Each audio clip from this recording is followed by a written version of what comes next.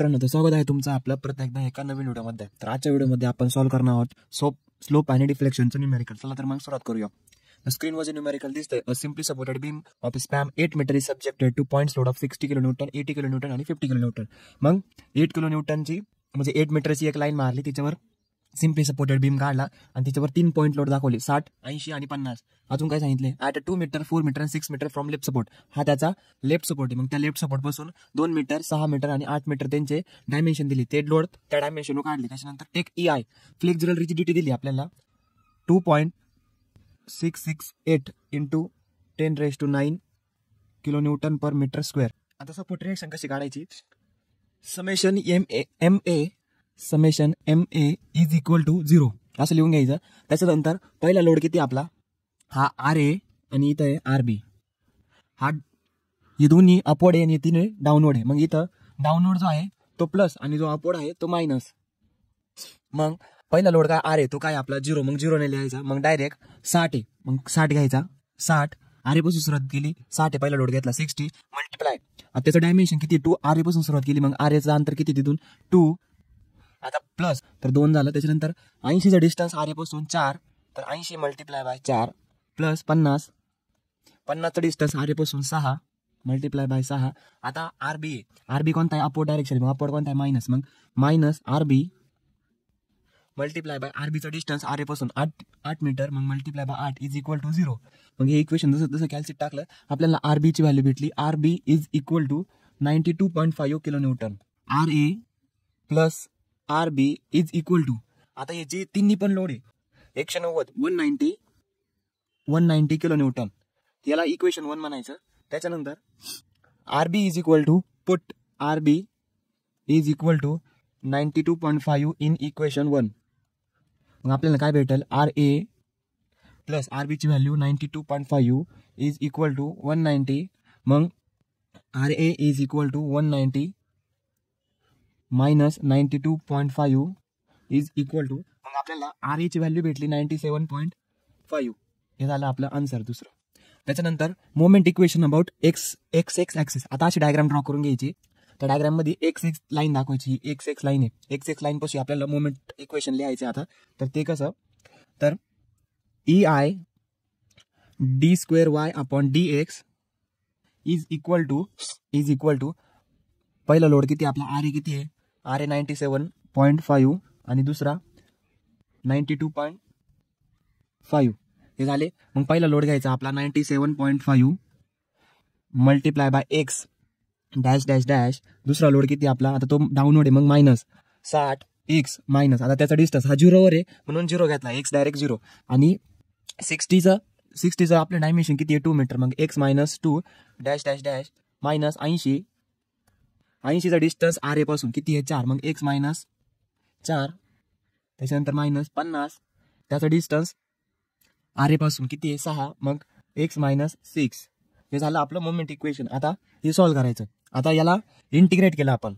मग इंटिग्रेट केल्यावर काय येईल, EI dy by dx is equal to 97.5 X square upon 2 plus C1 add करायचा dash dash dash minus 60 x minus 2 त्याचा square upon 2 परत dash dash dash minus 80 x minus 4 त्याचा square upon 2 dash dash dash minus 50 x minus 6 त्याचा square upon 2.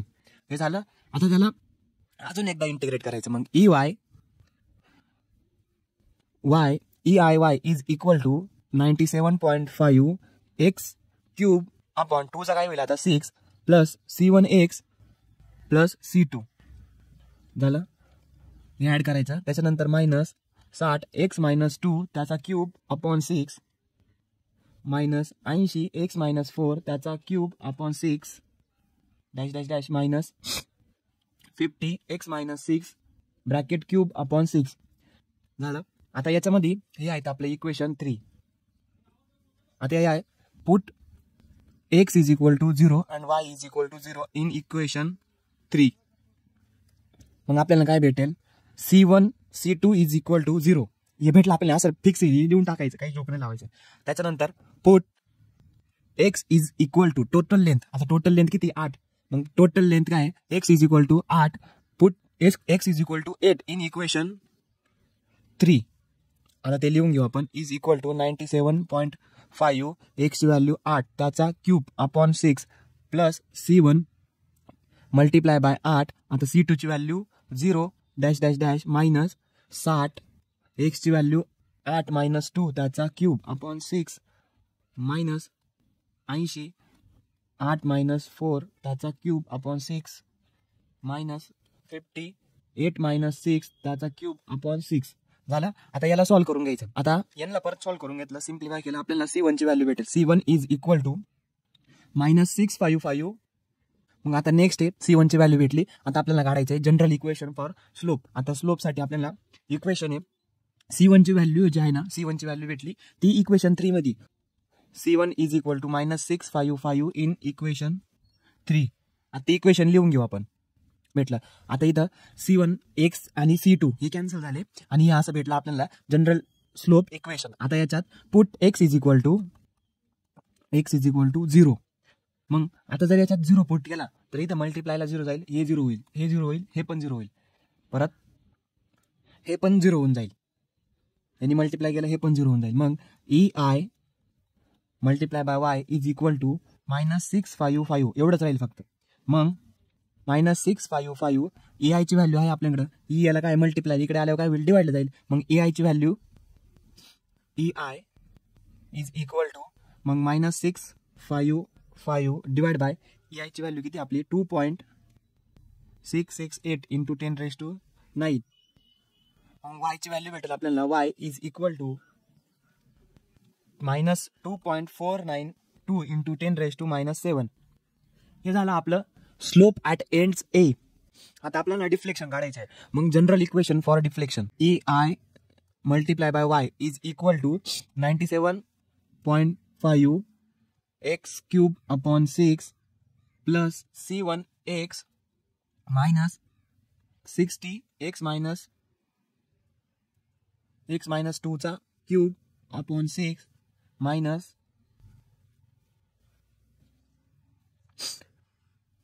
80 x minus 4 चा cube upon 6 minus 50 x minus 4 चा cube upon 6. हे झालं आपलं general equation for deflection.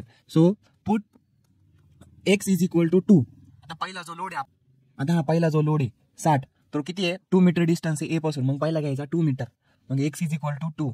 Put x is equal to 2 in equation 5.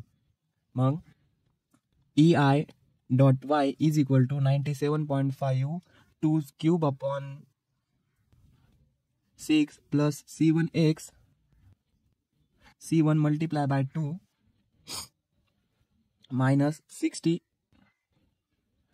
2 minus 2 चा cube upon 6 minus 80 2 minus 4 चा cube upon 6 minus 50 x minus 4 चा x नाही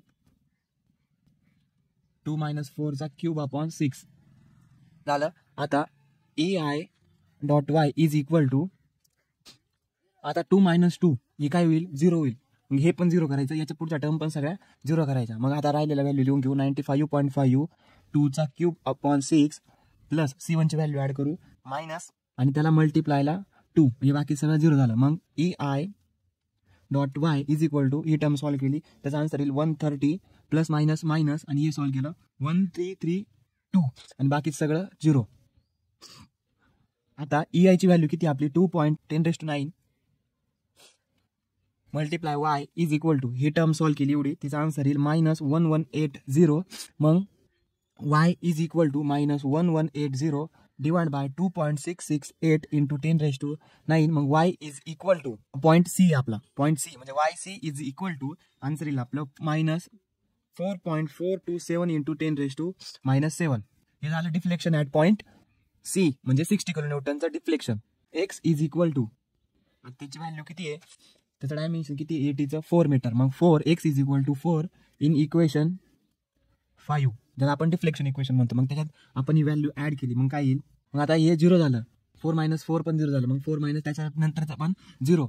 मग EI dot multiply by Y, he term आपण आता हे परत लिहून घेऊ 97.5 4 क्यूब अपॉन 6 मायनस C1 ची व्हॅल्यू ॲड करू, -665 मल्टिप्लाय बाय 4 -60 इंटू 4 - 2 ब्रॅकेटचा क्यूब अपॉन 6 -0 बाकीचं 0 झालं. मग EI dot y is equal to, ही टर्म सॉल्व्ह केली तिचं येईल 1034.66 मायनस ए एवढं सॉल्व्ह केलं 2660 मायनस ए सॉल्व्ह केलं 80 -0. मग हे एवढं सॉल्व्ह करून घेऊ. EI multiply by y is equal to -1705.34. मग y is equal to -1705.34 divide by EI ची व्हॅल्यू किती आपली 2.668 इंटू 10⁹ म्हणून y इज इक्वल टू, हे सॉल्व्ह केलं y भेटला आपल्याला YD is equal to 6.3918 into 10⁻⁷ हे झालं आपलं डिफ्लेक्शन ॲट पॉईंट D.